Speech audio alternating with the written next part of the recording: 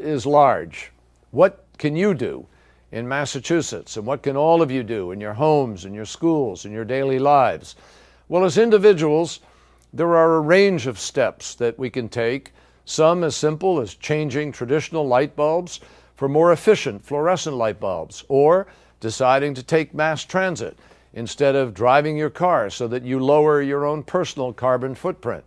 There are literally thousands of things to be done. And we're being asked right now, all of us, to do too few of those things. Now, even if you chose to do what I just articulated, that's not enough.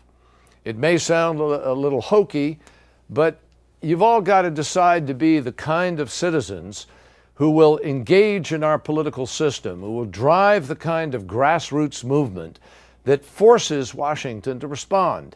Because frankly, politicians have to be given no choice here. I need every single one of you to decide to make this your fight too. You have to decide to hold the political process accountable, just the way we did in the last presidential election. Change will come because you put the people in place who are going to vote your concerns and your hopes and your dreams.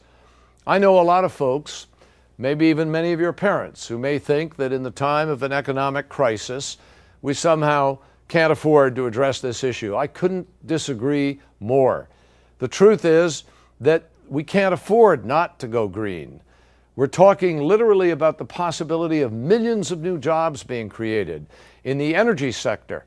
I believe in the next 10 or 15 years, with alternative and renewable fuels, and maybe even someone inventing an entirely new fuel that none of us have ever heard of, we are going to invent 2 or 3 new Google equivalents in the course of these next years. We need to harness the entrepreneurial skill and the creativity of America's engineers and scientists and all of our business people and entrepreneurs. Every generation in American history has always defined the future for itself. It doesn't matter where you are, at lunch counters, in the streets, and now on the internet. People of your age historically have been at the center, at the vanguard of every great advance of American progress. They've been really the heart of every social and political movement of the last 100 years. And I can speak to that personally because I remember in college when so many of us got involved in the civil rights movement, and then in the environment movement, and the women's movement. All of these things, our efforts to do right by veterans in this country and to do right by immigrants, most of those efforts, in fact, every one of them, came through the grassroots. They came from people deciding to get involved and get organized. So you might ask yourself, did they have something that you don't have? And the answer, very simply, is no, nothing at all. Students, exactly like you, have engaged in the world around them and changed the world before you. And believe me, you can do it again. But you're not going to do it if you just sit there and you're satisfied with things as they are, or even cheer things on as they are.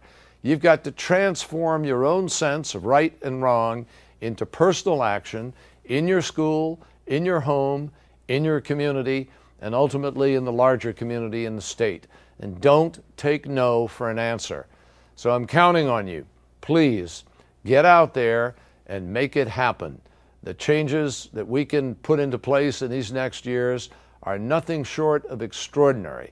I'll just leave you with one quick image. I met recently with one of our terrific venture capitalists from California, and he was one of the people who started Sun Microsystems and later started Google and has been one of the partners of one of the major investment firms in our country. He is currently putting millions of his own dollars that he made during those efforts into this new energy future for America.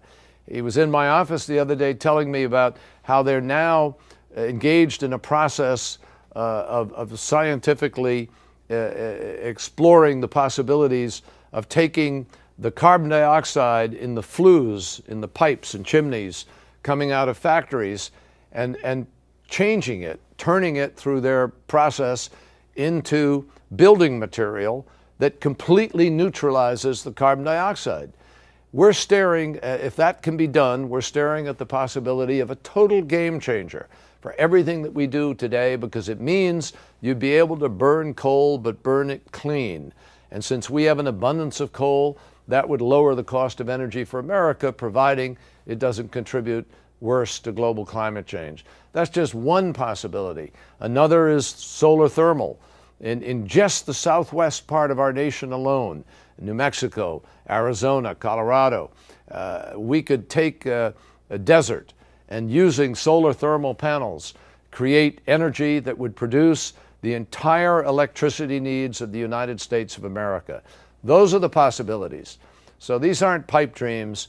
These are real needs that we have to answer for our nation, and I'm counting on you to help us do it.